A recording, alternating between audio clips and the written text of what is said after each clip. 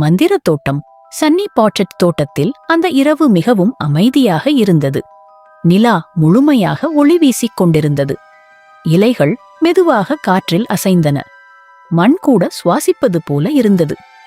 இரவு மணி 12 அடித்ததும் ஒரு அதிசயம் நடந்தது. மண்ணுக்குள்ளிருந்து மெல்ல ஒரு ஒளி எழுந்தது.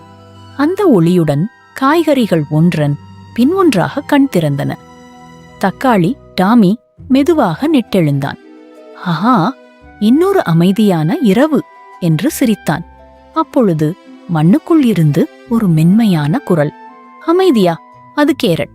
கார்லா, நான் கொஞ்ச நேரத்துக்கு முன்னாடி கரக் கரக் என்று சத்தம் கேட்டேன். புரோக்கோலி புரோகோ தனது இலைகளை ஆட்டினான். அதெல்லாம் காற்றுதான், எப்போதும் இப்படிதான். ஆனால் அந்த நொடியிலே கரக் கரக் கரக். இந்த முறை சத்தம் நெருக்கமாக வந்தது. மிளகாய் பெபி பயத்துடன் சொன்னான். அது அது நிபில் முயல்தான். அந்த பெயரை கேட்டதும் எல்லா காய்கறிகளும் அமைதியாகிவிட்டன. கடந்த வருடம் நிபில் முயல் ஒரே இரவில் பாதி கீரைகளை சாப்பிட்டான். சில செடிகள் இன்னும் வளரவே இல்லை. ஐயோ! வெங்காயம் ஒல்லி கண்ணீர் வடித்தான். நான் என் குடும்பத்தை இழக்க விரும்பல. அப்பொழுது டாமி தக்காளி முன்னே வந்து தைரியமாக சொன்னான். பயப்படாதீங்க, இன்று நாம் தனியாக இல்ல. ஒற்றுமையா இருந்தா எதையும் சமாளிக்கலாம். அனைத்து காய்கறிகளும் பெரிய சூரியகாந்தி செடியின் கீழ் கூடியன. டாமி கேட்டான், யாருக்கு யாரு உதவ முடியும்? கார்லா கேரட் சொன்னாள். முயலுக்கு இனிப்பான காய்கறிகள் பிடிக்கும். நான் அவனை வேற பக்கம் அழைத்துச் செல்வேன்.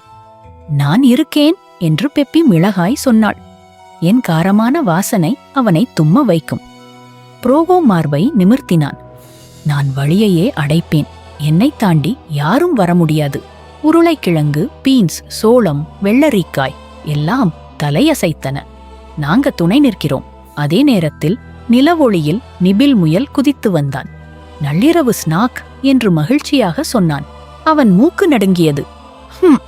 புது காய்கறிகளின் வாசனை. அப்பொழுது கார்லா மண்ணிலிருந்து வெளியே வந்து கத்தினாள். ஏ முயலே, இங்கே பாரு. கேரட். நிபில் கண்கள் ஜொலித்தன. எனக்கு ரொம்ப பிடிக்கும். அவன் குதித்து வந்தான். அடுத்த நொடி அச்சு, பெப்பி மிளகாயின் காரவாசனை காற்றில் பரவியது. அடடா! நிபில் மூக்கை பிடித்தான். ரொம்ப காரமாயிருக்கு. அவன் வேற வழி பார்த்தான். தாம் புரோகோலியிடம் மோதினான்.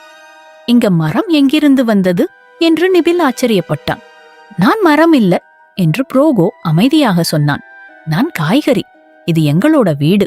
அப்பொழுது ஒரு மந்திரம் போல எல்லா காய்கறிகளும் ஒன்றாக முன்னே வந்தன. டாமி தக்காளி சொன்னான், நாங்கள் வளர இங்கே இருக்கிறோம். நாங்கள் ஒருவரை ஒருவர் காப்பாற்றுகிறோம். நிபில் சுற்றி பார்த்தான். அவனுக்கு உணவு தெரியவில்லை, ஒரு குடும்பம்தான் தெரிந்தது. அவன் மெதுவாக சொன்னான், நான் கெட்டவன் இல்ல, எனக்கு பசிதான். ஒல்லி வெங்காயம் முன்னே வந்தான். பசி எல்லாருக்கும் வரும், ஆனா கேட்காம எடுத்தா வலி வரும். நிபில் தலை குனிந்தான். மன்னிச்சிடுங்க. சில நிமிடங்கள் அமைதி. பிறகு நிபில் கேட்டான், நாம் பகிர்ந்து கொள்ளலாமா? காய்கறிகள் மெதுவாக பேசிக்கொண்டன. இறுதியில் டாமி சொன்னான், வேலிக்கு அப்பால் கிலோவர் செடிகள் இருக்கு. அது யாருக்கும் சொந்தம் இல்லை. நிபில் முகம் மலர்ந்தது.